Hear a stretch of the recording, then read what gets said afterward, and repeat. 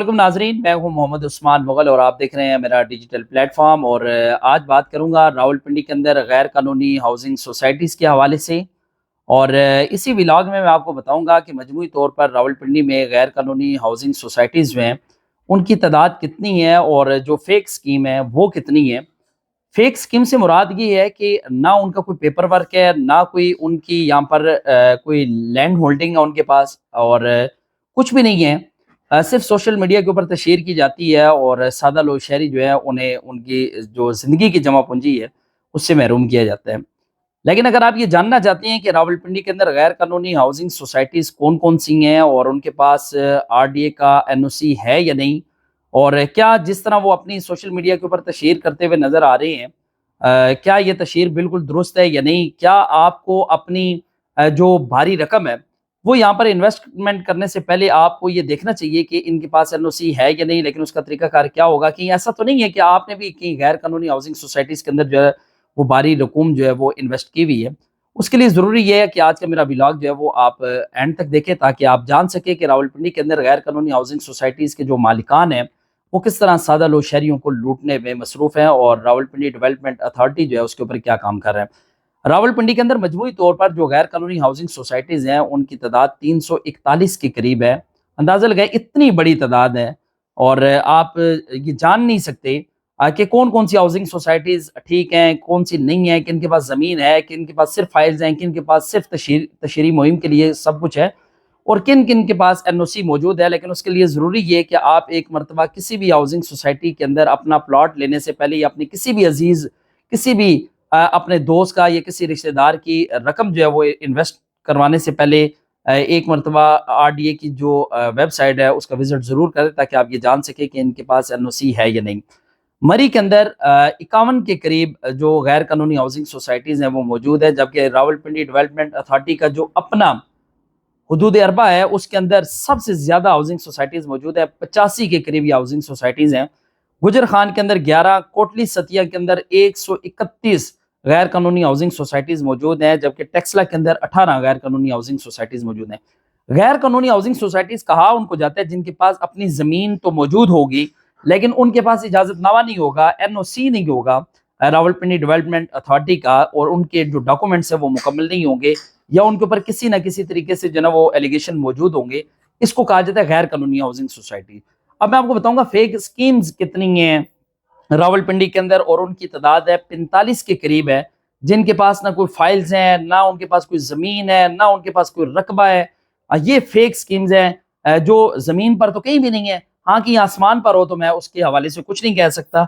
अंदाज़ा लगाएं कि फेक स्कीम्स में बड़े बड़े नाम है। सबसे पहला नाम है जी गुलशन कश्मीर का, और दूसरे नंबर पे है Ali Maula motorway, Rawalpindi green city, Qurtaba corporation, Qurtaba farming. ये वो स्कीम्स है जो फेक है, जिनके कोई डॉक्यूमेंट्स नहीं है, कोई ज़मीन नहीं है इनके पास। सिर्फ 4 लोग आते हैं, वो सोशल मीडिया के ऊपर तशहीर करते हैं, सादा लो शहरियों को लूटते हैं और उसके बाद वो फरार हो जाती हैं। लेकिन ऐसी जो स्कीम्स हैं इनके अंदर अगर आप अपने पैसे इन्वेस्ट करेंगे तो ये आप अपने रिस्क पर करेंगे, क्योंकि इसकी जिम्मेदारी रावलपिंडी डेवलपमेंट अथॉरिटी जो है वो भी नहीं करेगा। अब उसके बाद जो है ना वो चकलाला, कोठा कलां, संगरी, चक्री, चूरा शरीफ और इस तरह के जो इलाके हैं, ये वहाँ पर ये गैर कानूनी हाउसिंग सोसाइटीज़ या जो फेक स्कीम्स है वो शुरू की जाती हैं, क्योंकि दूर दराज के इलाके होते हैं और वहाँ पर आम बंदा इतनी जल्दी जा भी नहीं सकता, तो उसने क्या इनके खिलाफ जो वो तहकीकात करनी है। फजल टाउन का फेज़ 2, गुलरेज हाउसिंग सोसाइटी, अल हरम सिटी जो है उसका फेज़ 2, और उसके साथ अल मिज़ान सिटी, किंगडम वैली। अंदाज़ा लगाएं कि किंगडम वैली का एक और मुतासरा शख्स है जिसके पास 45 के करीब फाइल्स मौजूद है, और हर फाइल उनको जो है ना वो 1 लाख रुपए में दी गई है। 1 लाख रुपए में अगर ये फाइल दी गई है तो 45 लाख रुपए ये बनता है। उस शख्स के साथ भी मैं एक व्लॉग करने लगा हूँ, वो उसकी जुबानी भी आप सुनिएगा कि उसने इतने पैसे इन्वेस्ट किए हैं, ना कोई उसके पास कोई डॉक्यूमेंट्स थे, ना उन्होंने उनके पास कोई अपनी कोई ज़मीन थी, ना कोई रकबा था, लेकिन एक फाइल जो है वो बनाकर उनको दे दी और ये पैसे उनसे ले लिए हैं। उसके बाद आती है जी चक्री के इलाके में 2 फेक स्कीम्स है। एक है न्यू इकरा सिटी के नाम से और एक है हिना टाउन के नाम से। अब ये कोई हिना टाउन, कोई कलमा टाउन, कोई फलां टाउन के नाम से ये सोसाइटीज आती हैं और सिर्फ उन्होंने अपनी जेब गर्म करनी है और गायब हो जाना है। लेकिन खुशी की बात ये है कि आरडीए की जो नई डीजी हैं किन्जा मुर्तज़ा, उन्होंने चार्ज संभालने के बाद 12 बाअसर जो मालिकान है गैर कानूनी हाउसिंग सोसाइटीज़ के, गैर कानूनी हाउसिंग सोसाइटी का इसलिए कह रहा हूँ کیونکہ یہ ہمیشہ کوشش یہ کرتے ہیں کہ اپنی سوسائٹیز کو قانونی طور پر ظاہر کرنے کے لیے کسی نہ کسی طریقے سے یہ سیاست کا سہارا ضرور لیتے ہیں، لیکن جو ڈی جی ہیں کنزا مرتضیٰ، انہوں نے آتے ساتھ ہی 12 غیر قانونی ہاؤسنگ سوسائٹیز کے جو مالکان ہیں ان کے خلاف مقدمات درج کیے ہیں۔ اب یہ کون کون سی سوسائٹیز ہیں جو غیر قانونی تو ہیں ہی ہیں، لیکن ان کے خلاف مقدمات بھی ہوئے ہیں۔ پہلی جن کا ابھی نام میں نے لیا، گلشن کشمیر کے جو مالکان ہیں ان کے خلاف مقدمہ درج کیا گیا ہے، راول انکلیو ہے، فیصل ٹاؤن فیز 2 ہے۔ یہ فیصل ٹاؤن والے بھی بڑے سمجھ لیں بدماش قسم کے لوگ ہیں، ایک سوسائٹی انہوں نے لیگل کروا لی ہے، باقی جو ہے وہ انلیگل ہے، اور اسی طرح بس انہوں نے باقی جو پروجیکٹس ہیں ان کا یہ افتتاح کرتے جا رہی ہیں اور لوگوں کو لوٹنے میں مصروف ہیں۔